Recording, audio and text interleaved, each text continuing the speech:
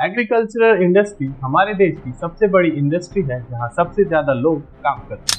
घर चलाने के पैसे और 2 वक्त का खाना भी नहीं खाने के कारण ये आत्महत्या करने के लिए मजबूर हो जाते हैं। लेकिन पूरे 1 साल के प्रोटेस्ट के बाद ये बिल को रिपेल कर दिया गया 29 नवंबर 2021 को, जो कि इस देश के हर एक फार्मर्स के लिए एक काला दिन रहेगा। 16 lakh crore rupees 16 lakh crore rupees in bank loans were forgiven to the 25 richest people in this country. BJP government ने सीधे सीधे ये 16 लाख करोड़ को माफ नहीं किया है।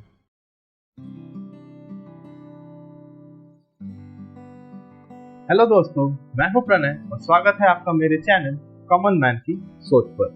आज हम डिस्कस करने वाले हैं हमारे देश के किसानों के बारे में। एग्रीकल्चरल इंडस्ट्री हमारे देश की सबसे बड़ी इंडस्ट्री है जहां सबसे ज्यादा लोग काम करते हैं। डेटा देखें तो पता चलेगा कि 14 करोड़ से भी ज्यादा लोग काम करते हैं इस इंडस्ट्री में। लेकिन जब बात पैसे कमाने की हो तो पूरी पिक्चर ही उलट जाती है। 2018 से 19 में गवर्नमेंट ने एक सर्वे किया था जिससे पता चला कि एवरेज में एक किसान की मंथली इनकम सिर्फ 10,218 रुपए थी। ये डेटा का लिंक इस वीडियो के डिस्क्रिप्शन में मौजूद है।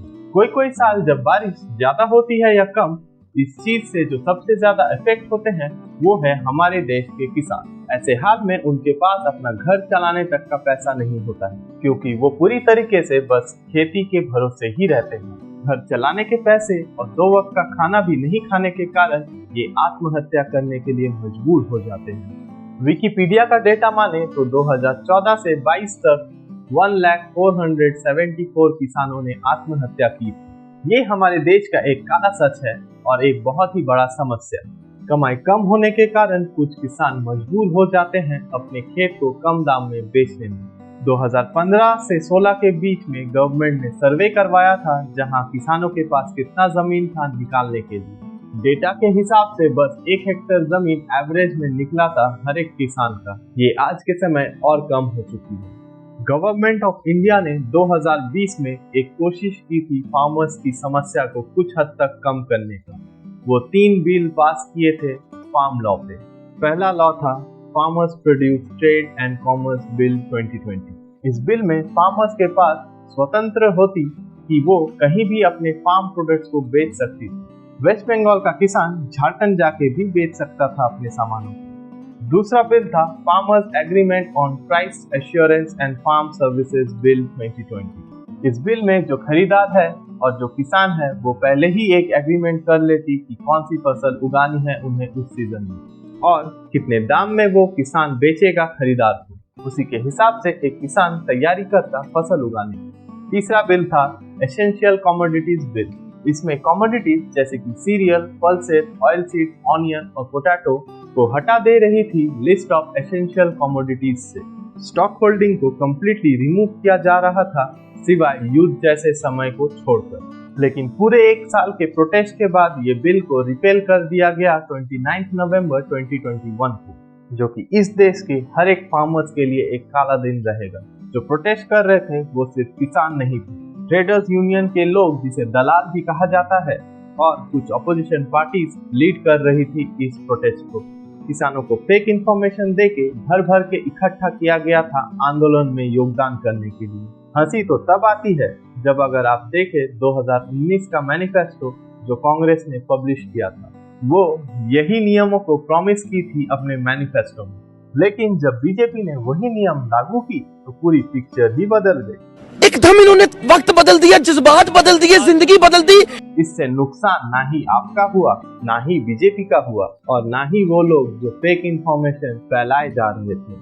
इससे नुकसान हुआ सिर्फ हमारे देश के छोटे किसानों का। किसान अभी बस मंडीज में ही जाके अपना फसल को बेच सकती है। उनके पास कोई भी एग्रीमेंट नहीं होता है कि कौन सी फसल उगानी है या नहीं और कितने दाम में वो उसको बेच सकती है। ऐसा कोई भी सुविधा उनके पास नहीं है।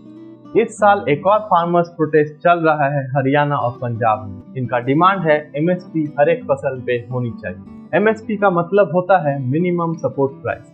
ये एक इंश्योरेंस के तरह होती है किसानों के लिए, जिसमें फसल की रेट पहले ही गवर्नमेंट डिसाइड कर देती है किसानों को। इससे किसान निश्चिंत होकर अपना काम कर पाएंगे बिना मार्केट अनसर्टेनिटी की परवाह किए। दूसरी इम्पोर्टेंट डिमांड है किसानों का लोन जो 18.4 लाख करोड़ का बनता है वो पूरी तरीके से छूट दिए जाए गवर्नमेंट के द्वारा।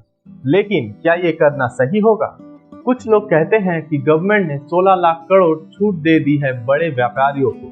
16 lakh crore rupees, 16 lakh crore rupees in bank loans were forgiven to the 25 richest people in this country. लेकिन क्या ये सही में हुआ है? बीजेपी गवर्नमेंट ने सीधे सीधे ये 16 लाख करोड़ को माफ नहीं किया है। आरबीआई से जो डॉक्यूमेंट प्राप्त हुए थे उसमें क्लियरली लिखा है कि 16 लाख करोड़ राइट ऑफ किया गया है। कहीं भी वेव शब्द का प्रयोग नहीं किया गया था। दोनों चीजों में हल्का सा डिफरेंस है। राइट ऑफ में जो व्यक्ति कर्ज लिया होता है उस पे बैंक का प्रेशर तब भी बना रहता है पैसे लौटाने के लिए, लेकिन वेव में पूरा का पूरा कर्ज ही माफ कर दिया जाता है। अब हम किसानों को मदद कैसे करें? ऑप्शन क्या है? कॉमन मैन की सोच के द्वारा हम कुछ उपाय सजेस्ट करते हैं जो शायद लागू करने से कुछ हद तक किसानों को मदद मिले। पहला उपाय है कि सरकार को फिर से वो 3 बिल्स पे काम करना चाहिए और कुछ बदलाव करके जिससे कोई आंदोलन ना हो फिर से उस कानून को पास करना चाहिए जिससे किसानों की मदद हो सके। दूसरा उपाय है ट्रैक्टर्स पे जो लोन लगता है उसे गवर्नमेंट को सब्सिडी रेट में देनी चाहिए। अभी प्राइवेट बैंक्स में इंटरेस्ट रेट ट्रैक्टरों का 17 से 20% तक जाता है जो कि बहुत ही ज्यादा है। तीसरा उपाय है एमएसपी के ऊपर सरकार को और थोड़ा सोच विचार करके हर एक प्रोडक्ट के लिए एमएसपी लागू करना चाहिए, मेनली ऐसे प्रोडक्ट जो छोटे किसानों से आता है। चौथा उपाय है इरिगेशन फैसिलिटीज को और इम्प्रूव करना चाहिए जिससे सूखे के कारण गरीबों को कम कष्ट हो और फसल बर्बाद ना हो। पांचवा उपाय है कि अच्छे कीटनाशक सस्ते रेट में अवेलेबल करना चाहिए हमारे देश के किसानों के लिए। छठा उपाय है जो 18.6 लाख करोड़ लोन है उसमें जो छोटे किसान हैं उनकी कर्ज को माफ या कुछ छूट देना चाहिए सरकार को जिससे वो आत्महत्या करने के लिए मजबूर ना हो। इस समस्या में आपका क्या है सोच? कमेंट सेक्शन में जरूर बताएं और वीडियो को सब्सक्राइब करें। वीडियो अच्छा लगा हो तो लाइक और शेयर करना ना भूलें। धन्यवाद।